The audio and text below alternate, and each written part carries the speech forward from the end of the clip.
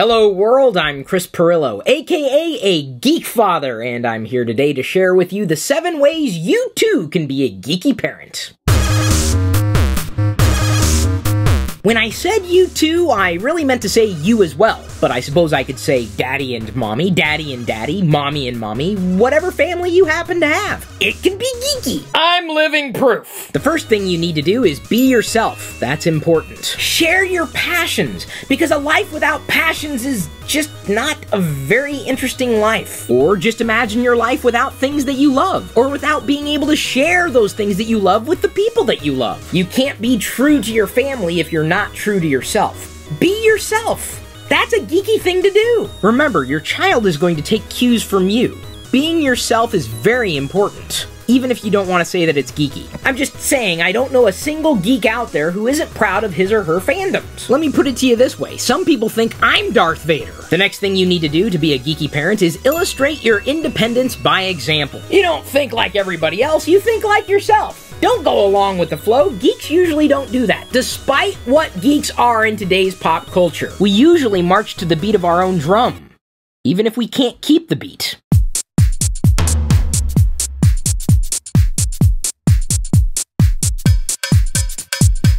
I'd say I'm sorry for that display, but I'm not. I'm myself. And I'm okay with that. Even though I know that my daughter's eventually going to watch this video and wonder what the hell I was thinking. The next thing you need to do is play with toys. Not just your own toys, but your child's toys as well, because it's the right thing to do, and it's fun to do. And by the way, these aren't really props, necessarily. They just happen to be on my desk right now. Just because you get older doesn't mean that you have to abandon the spirit of youth. I can't imagine a time when I'd want to be quote-unquote grown up. What's the point? I still take care of things. I'm a very responsible adult. Or, I'm sorry, kidult. I may not be kawaii or on fleek, but I do my best to stay in touch with my inner child so that I can better stay in touch with my child. And by the way, these tips still apply to you even if you don't want to be a geek. How can you expect to foster your child's imagination if yours isn't active as well? Even if you're someone who brings your work home, remember who you're working for. And I don't just mean the company that you're working for. I mean, why are you working? So that you can have the family life you always imagined. Full of fun and toys.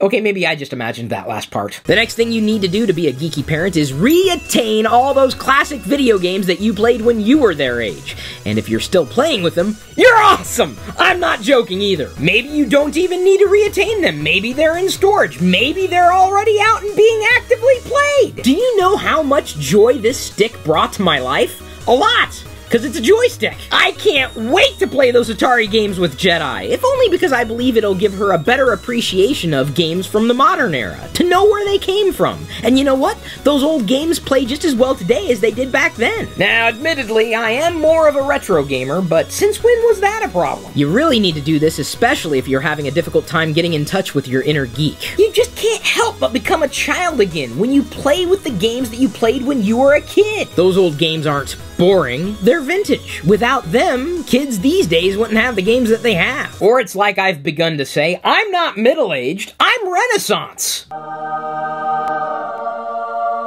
The next thing you need to do as a geeky parent is use technology to educate, build, and engage. There are so many amazingly easy-to-use tools for parents to be able to show their children exactly how technology works. When they come up with an idea, find a way to put components together such that they can achieve the goal with technology. And even if you don't understand every single thing about the world of technology, that's okay because nobody does. Those beginner kits are usually there to spur on creativity, and you might learn a thing or two in the process. Again, the onus is on you to use technology to educate, build, and engage. If you don't teach people how to respect technology at a younger age, they're going to use it as a weapon against other people as they get older. So that's why the next thing you can do to be a geeky parent is teach your kid that the internet is a network of people. Yeah, I know we got hardware and software and services and all sorts of digital bits, but without people, the internet is nothing. Or I'll put it to you another way. Without people, the internet wouldn't be here.